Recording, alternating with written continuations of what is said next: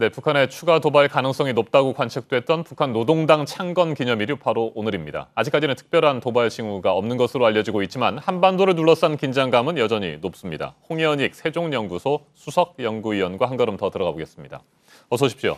안녕하십니까. 네, 위원님. 최근 북한의 움직임부터 살펴볼까요? 오늘 노동당 창건 기념일도 그렇고요. 지난 8일 김정일 총비서 추대 20주년 행사도 때 그랬습니다. 내부 행사에 총력을 기울이고 있는데 10만여 명이 모이는 군중 행사도 열렸고요. 어떻게 보십니까?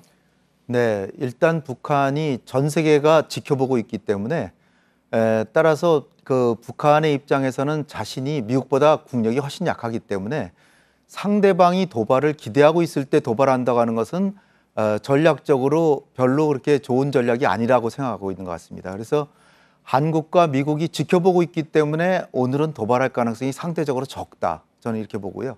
만약 이번에 노동당 창건 72주년을 기해서 도발하려고 했다면 어제나 그저께 했을 가능성이 오히려 컸다라고 보고요. 오늘 이제 아직 오전을 지켜봐야 되지만 오후에 할 것 같지는 않고요. 제가 볼 때는 도발 안 하는 쪽에 무게를 싣고 싶습니다. 그리고 그 대신에 그렇다고 해서 북한이 계속 도발을 안 할 거냐 하는 건 전혀 아니고요.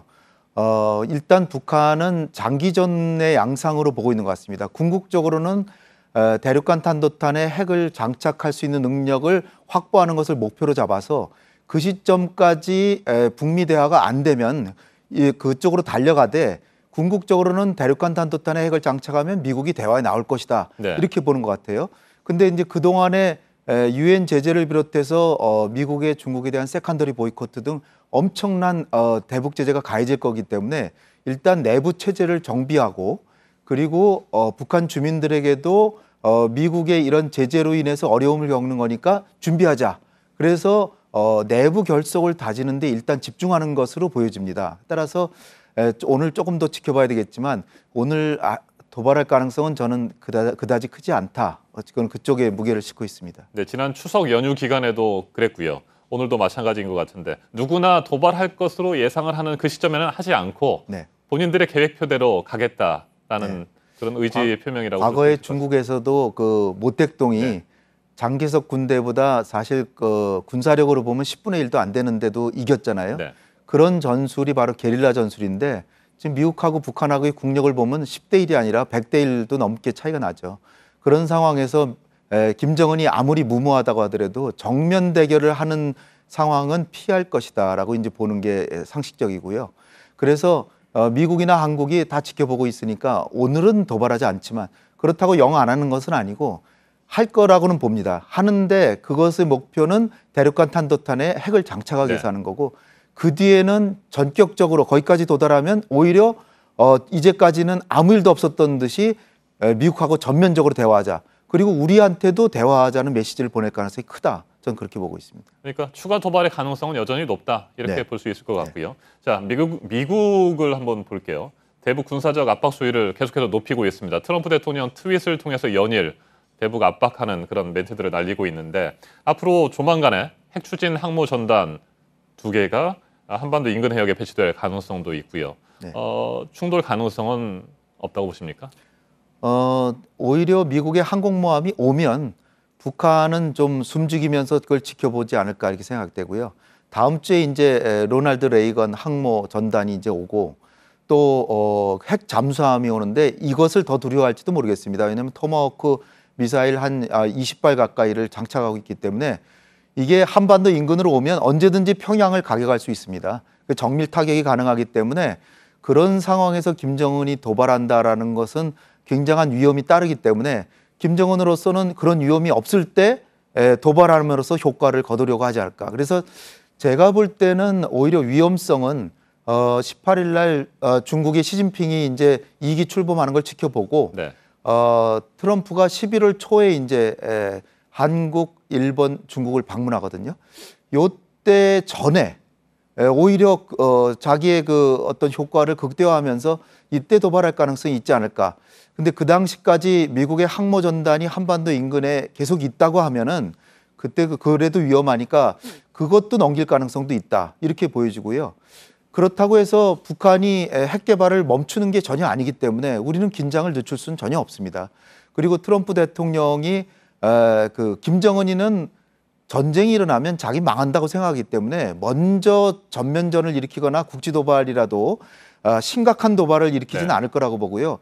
그러나 김정은이 생각에 자기가 핵과 미사일 개발하는 것이지 도발하는 것이 아니라고 생각하니까 도발하는 것이고요.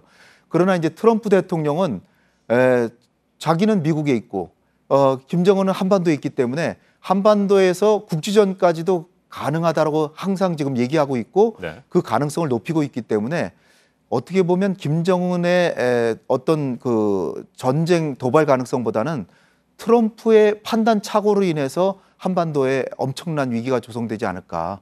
그것이 전 더 우려스럽습니다.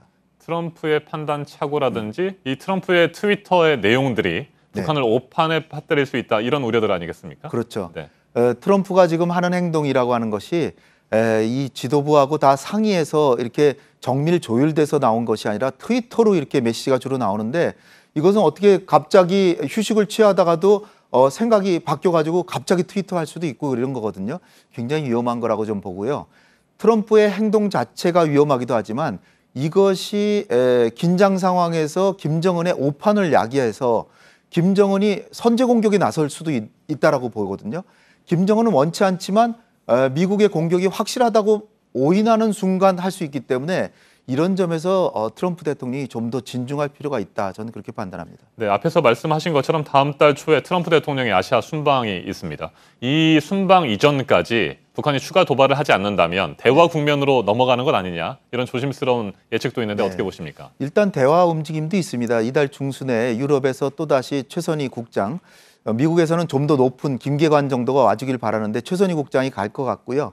그리고 이제 미국에서도 갈루치라든지 디트라니 같은 과거에 북핵 문제 협상을 전담했던 사람들이 가거든요. 현직 외교관은 아니지만 그러나 어떻게 보면 지난번에도 조셉 윤 대북정책 특별대표가 가기도 했습니다.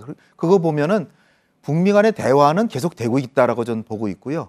또 하나는 이제 카터 대통령이 94년처럼 또다시 중재에 나설 수 있는 가능성을 비추고 있는데 트럼프가 원치 않으면 안 가는 게 아니라 북한의 초청이 있으면 트럼프한테 의향을 타진해보고 트럼프가 가지 말라고 하더라도 그때 재고하겠다 이렇게 지금 얘기하고 있기 때문에 과거에 94년에도 클린턴 행정부에서는 가지 말라고 했거든요. 아하.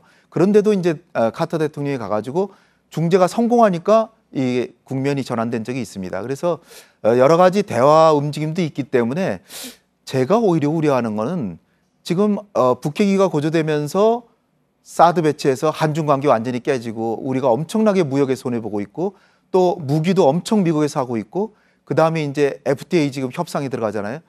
트럼프 대통령은 오히려 경제적인 이득을 최대한 누리는 걸로 한반도 위기를 활용하는 측면이 있습니다. 그래서 우리가 이 부분에 현명하게 대처하면서 안보 부분에 대해서도 트럼프 대통령에게도 제재도 하고 훈련도 하고 좋다.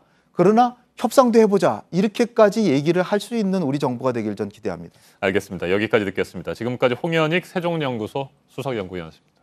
말씀 잘 들었습니다. 감사합니다.